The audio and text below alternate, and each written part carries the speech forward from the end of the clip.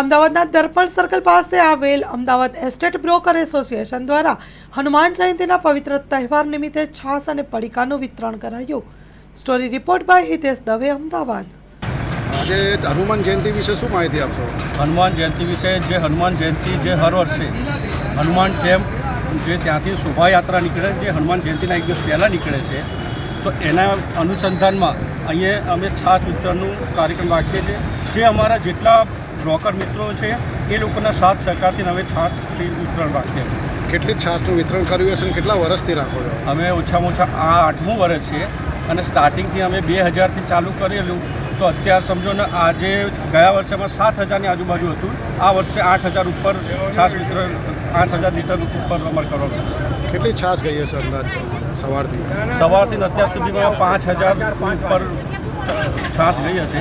અને અહીંયા ઘણા લોકો સતત ચાલુ જ છે ને સ્વયંસેવકોની સેવા બી ચાલુ. પોલીસ દ્વારા કેવું તમને પરમિશન આપવામાં આવી? પોલીસ દ્વારા અમે પરમિશન લીધેલ છે, એમને સાથ સહકાર સારો આપ્યો.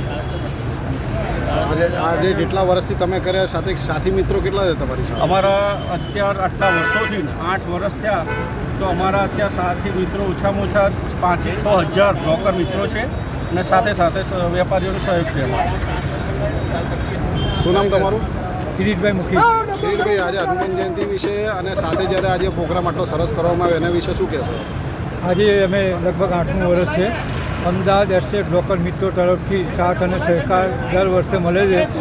ઓછામાં ઓછા અમે દરેક મિત્રો ભેગા થઈને સવારે 10થી 6 વાગ્યા સુધી કન્ટિન્યુઅસ રથયાત્રા આવે ને ત્યાં સુધી કન્ટિન્યુઅસ બધા દરેક મિત્રો ઊભા રહે છે.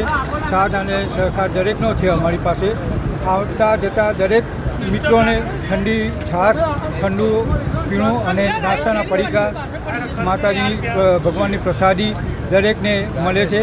અહીંથી 8મું વર્ષ છે. આનાથી બી વધારે અમારે જે પણ છાશ જાય તો અમારા દરેક મિત્રો અહીંયા તૈયાર જ છે ફાળો આપવા માટે.